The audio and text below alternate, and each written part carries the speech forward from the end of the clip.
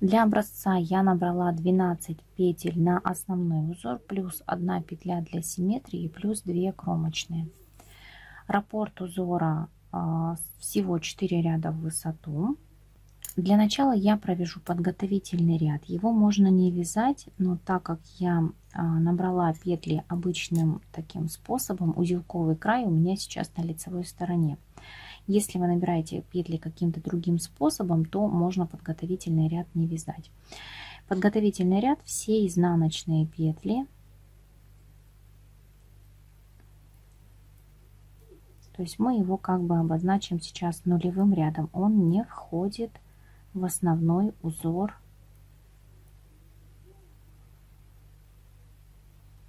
И кромочная тоже вяжется изнаночной петлей, либо лицевой, как вам больше нравится.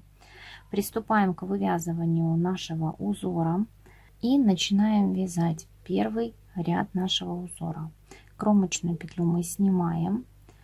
Далее вяжем, первая петля у нас идет изнаночная.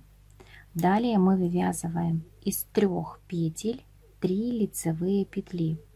Вводим правую спицу за правые стенки петель, захватываем рабочую нить, вытягиваем петлю, далее делаем накид вот таким образом, то есть спица у нас идет за нить, она у нас, вот этот накид, считается второй петлей. Снова вводим правую спицу в 3 петли и захватываем лицевую петлю. То есть из 3 мы вывязали 3, скинули с левой спицы изнаночная, то есть это изнаночная петля как бы разграничитель. Снова в 3 петли вводим правую спицу за правые стенки, захватываем рабочую нить, лицевая, накид, лицевая, скинули с левой спицы и далее идет у нас изнаночная. Снова из 3 вывязываем 3, ничего сложного, накид, лицевая, петля симметрии изнаночная и кромочная тоже изнаночная. Первый ряд готов. Второй ряд узора. Первая петля идет лицевой, то есть те петли, которые мы вывязывали в первом ряду изнаночной, мы ее вяжем лицевой. 3 петли изнаночные, 1, 2, 3, лицевая, 3 петли изнаночные, 1, 2, 3, лицевая, 3 изнаночных, 1, 2, 3, лицевая и кромочная изнаночная. Первая часть нашего раппорта провязана. Сейчас мы эти элементы будем вывязывать в шахматном порядке. Третий ряд. Кромочную мы снимаем.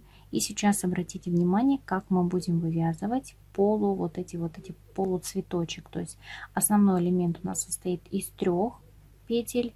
В самом начале мы будем сейчас вывязывать из 2 2. Итак, вводим спицу правую в 2 последующие петли за задние стенки, провязываем их лицевой. Далее мы вводим правую спицу в эти же 2 петли, но только за передние стенки. И также вывязываем лицевую петлю. В начале и в конце этого ряда мы будем делать именно так. Сложного ничего нет. Из 2 2. Далее идет у нас петля изнаночная, то есть петля как бы разграничитель между цветочными элементами. Далее из 3 мы вывязываем 3, правая спица за правые стенки, и также вывязываем лицевая, накид, сюда же лицевая, далее изнаночная, то есть несмотря на то, что петля предыдущего ряда провязана лицевой, мы ее вяжем изнаночной. Из 3 3 за задние стенки правые вывязываем 3 петли, лицевая, накид, лицевая, изнаночная за правую стенку.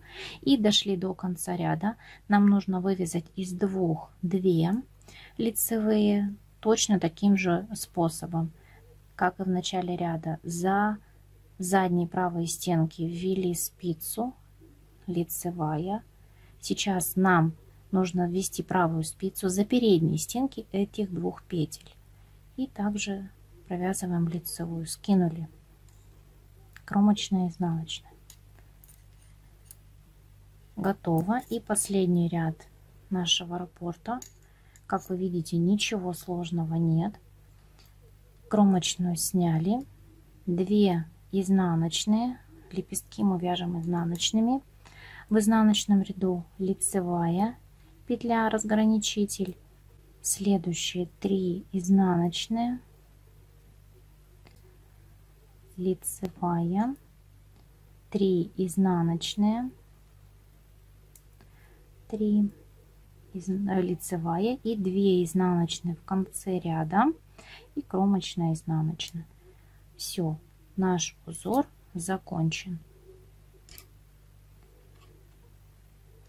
Вот так этот узор выглядит в гладкой пряже. Конечно, это очень маленький образец, и по нему достаточно сложно судить о красоте узора в гладкой пряже.